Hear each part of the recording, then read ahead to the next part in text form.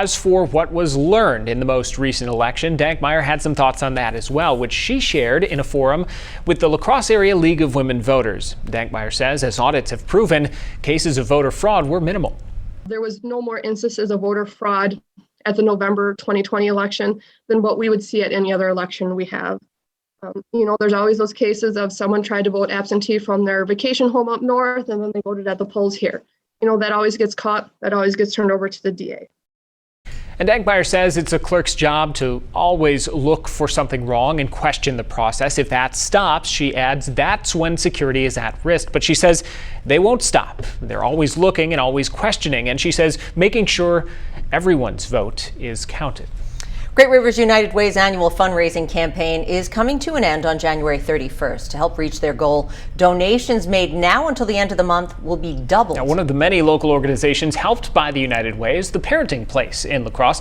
Just this year, United Way worked with the La Crosse Community Foundation to start an emergency fund for organizations impacted by the pandemic. We would not have been able to meet the need in the community without the funding from the La Crosse Emergency Fund. We're seeing right now that it appears that concrete supports are the things that families are really needing right now, at least the parents coming to us. So those tangible things that are maybe helping them financially, it seems to be a big need right now. The matching gift was thanks to 3 anonymous donors. And if you'd like to donate during this match period, you can visit gruw.org/matchme. Well, still ahead, why now might be the perfect time to pick up a popular winter hobby. Plus, diets don't just have to be the stuff of New Year's resolutions. The small suggestion that could create a big change for better health. But first, meteorologist Dan Breeden is in next with your forecast.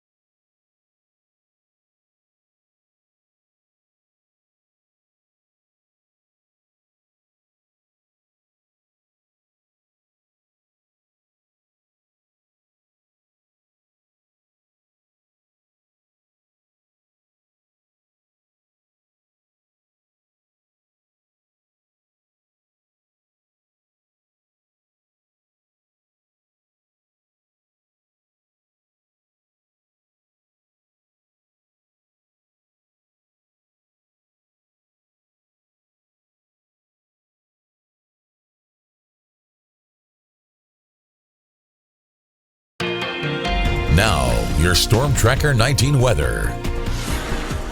We are transitioning into a somewhat warmer air mass, at least for a few days. 24 hours ago, we were in the lower single digits, pretty close to zero. But even overnight tonight, as southwesterly winds started to kick in, temperatures slowly rose. And of course, this afternoon, we managed to reach up to the freezing mark, which is above the averages for this time of the year.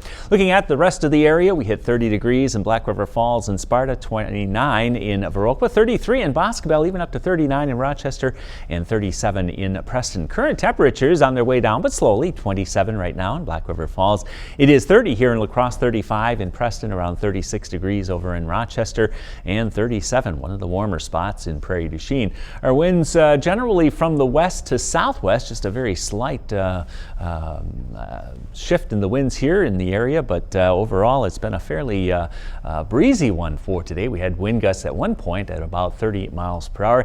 Wind chill factors not too bad. 27 is what it feels like in Black River Falls, 25 over in Rochester, 26 in Preston, and it feels like 20 degrees here in La Crosse.